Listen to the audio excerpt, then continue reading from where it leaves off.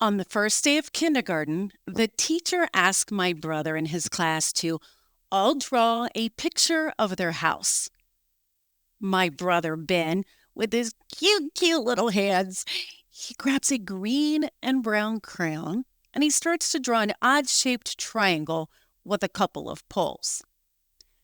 The teacher's walking around the class and she glances over his shoulder. "No, not what you did this summer. Draw a picture of your house." Ben had drawn a tent. But the problem was that tent was our house. That's where we were living. After school, he came home and he's starting to tell me about what happened. And it occurred to me, he has no idea that a tent is not supposed to be a house. I need to start cooking dinner for me and my siblings. I'm 11 years old. Dinners in the tent were usually a combination of tuna noodles and peas or peanut butter and jelly. But that night, we had government-issued cheese, which meant it was going to be macaroni and cheese night. Well, I am looking at this as I grab the portable stove and I'm melting it down, but I'm thinking wait, is this actually food or is this plastic? It was a combination of both comfort and resentment for me. I now start to finish up dinner, but my mind gets really worried. And I start to think back about when Ben had told me. Could the teacher report us? What would happen? Could we all be taken away from each other? We were often left alone in the tent. My mom had 2 to 3 jobs and she was doing the best she could. But I was the oldest. It was my job at 11 years old to take care of everybody. But now, what if I couldn't? I had no plans. I wouldn't even know what to do. So I turn to my sister, April, and we start to whisper. We're the only ones in the tent. I'm not even sure why we're whispering. But we made a pact that, unlike Ben, we would never tell anyone we lived in a tent.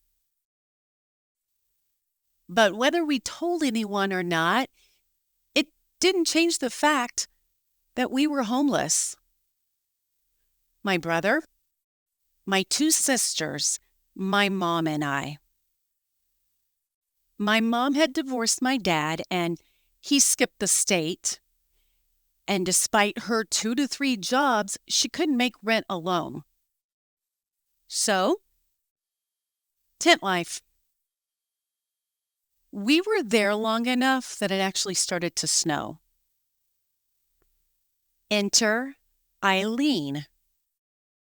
She was a single mother herself, and she had a 680 square foot garage converted apartment. She took a chance on us and she let us move in. I'm not really sure why, but I do know she let us move in without a security deposit. She knew a little bit about our predicament because her kids went to the same school we did, and one person changed everything for us. She was offering us a hand up, not a hand out. We could actually sit at a table together and not on the floor and have breakfast together. We could have a place for our backpacks to hang. We had a bathroom. But it wouldn't be long until we would recognize how rough the neighborhood was. We would have to hurry to get inside, or else we would hear the man next door beating up on his girlfriend of the week. It was the first time that I had ever been exposed to that kind of violence. And at 11 years old, I really didn't know how to process this. It would also be the first time that I would run away from home. I wouldn't get far, most of the time down to the local pharmacy, where I would sit and have a vanilla-flavored Coke using the money that I had collected from recycling glass bottles. But I would sit at that counter and I would vow that I would never live like this again. Each time I ran away, and there were multiple times, I would make it back though. I could not bear to be away from my siblings or have left them or living without them. So for now, that one-bedroom tiny apartment that all 5 of us were in, that garage-converted apartment, was the functioning dysfunctional that we actually needed. This brings me to 2 critical points: subsidized housing, affordable housing. You may or may not be familiar with those terms. You may not know what it is or how important it is. The National Center for Homeless Education estimates there are 3.5 million children in the United States that are homeless. This is a statistic, but it's people, children, and their lives today. People like Chelsea. She and her 2 sons were living in her car for nearly 9 months. She had a job at a local hotel, but her hours had gone down and her rent had gone up. She needed to find a cheaper place to stay, but she couldn't find anything. We recently worked with a local housing authority to help find a brand new apartment for Chelsea and her children. It was near a better school, near a grocery store. It had a playground. Her son even had a dream of making the football team one day. The apartment owner had agreed to adjust her rent based upon her income. Subsidized housing. One moment changed everything for Chelsea.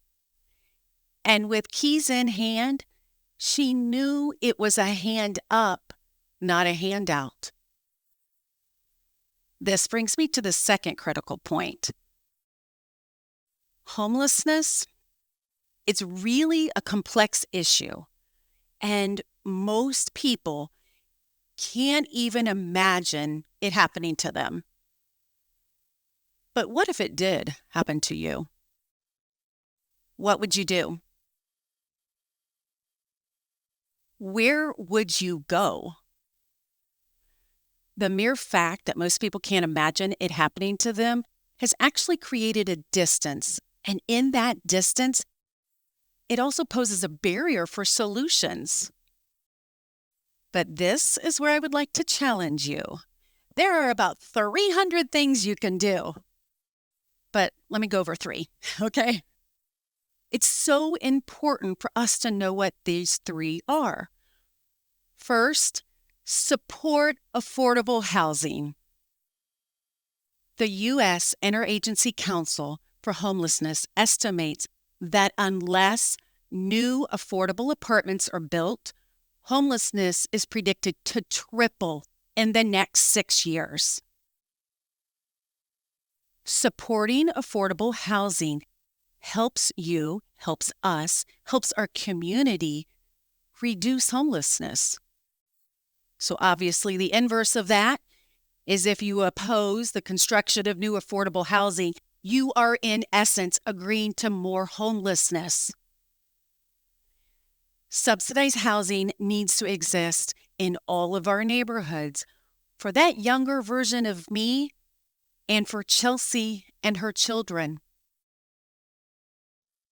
Second, this is related to mindset.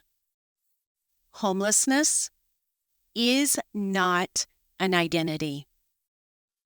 It is a conditional moment, a point in time. And conditions can change. What if we stopped asking why people are homeless? but instead we ask, how can we help them rise? Trigger Strasberg did just that. She found out that a coworker of hers was homeless, had just gotten an apartment, was moving in but had zero belongings, was going to have to sleep on the floor again. Trigger quickly asked friends for donations for furnishings to help this coworker, equip her, help create a sense of belonging for this coworker. One decision was made. Trigger created a nonprofit called Humble Design, which is in 5 cities nationwide today, accepting donations for furnishings, everything from beds to lamps to curtains to dish towels, all to help people rise. The third challenge and solution that I'd like to pose to you, this is where you lean in, take an assessment of what you think about the people who live in subsidized housing. Take an assessment about what you think about the people who are homeless. Do an inventory about your assumptions. Do an inventory about what you believe. Many people could describe my upbringing as an absolute failure. Being homeless, growing up in rough neighborhoods, and experiencing things that 11-year-olds should not have to experience. But that is not how my story and my family's story ended. My brother became a doctor. He knew what it was like to be without health care. My sister started a counseling center, birthed from her deep desire to help people work through life's challenges.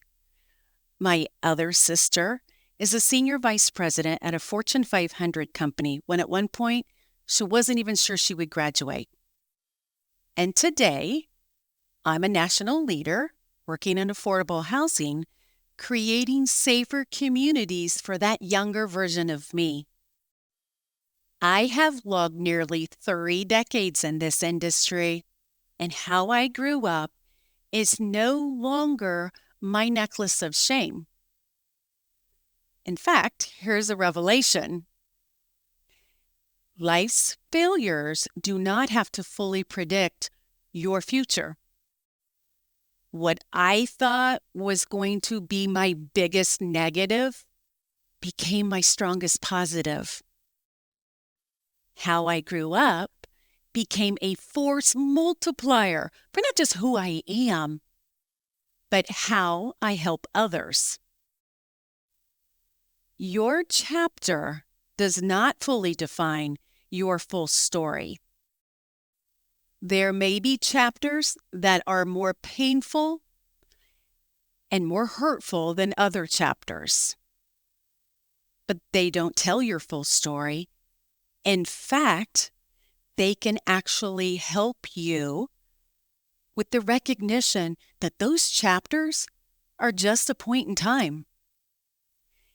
They can actually be the power and the opportunity for you to help transform and change someone else's life, offering them a hand up, not a handout. Thank you.